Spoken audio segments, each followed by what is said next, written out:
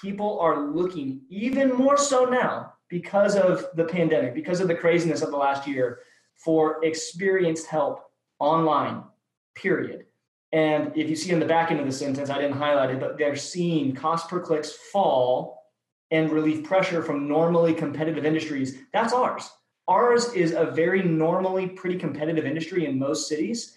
And so again, orientation, ninja level perspective, number one is it's a great time to advertise. And I'm gonna walk you through just a few examples of ad campaigns that we've launched and the results that came from them.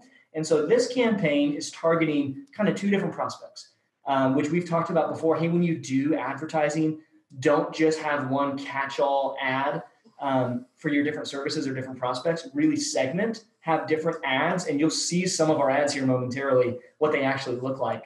But you should have multiple ads addressing different prospects. And so for this person, it's business owners and it's tax resolution. And this is June 1st to September 15th. Okay, so you can see the start date back in June and what's happened since then. In and out of tax season, these numbers are fairly consistent. Obviously, this is not post-tax season because we went until July 15th this year. But you can see, obviously, towards the end of this extended deadline tax season, a bit of a dip. But generally speaking, a lot of engagement for both tax resolution and business owner-related ad campaigns. All of it's combined in this data report. And so some of this might just feel like, another language to you.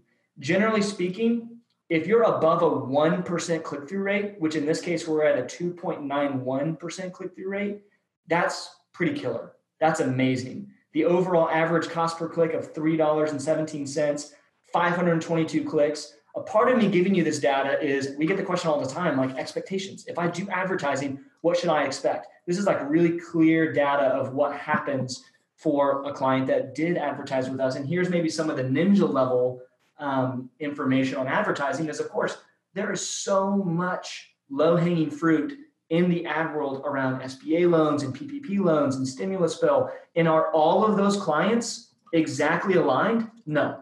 There's definitely, just like with anything, you've got to be able to sort through some of the clutter. But generally speaking, in this year, and I don't think it's going to change, I don't have a crystal ball, but I would assume the chaos and the change, both from a legislative perspective, the government making big shifts, an election year, tax season next year might not be, run of the mill like this one wasn't.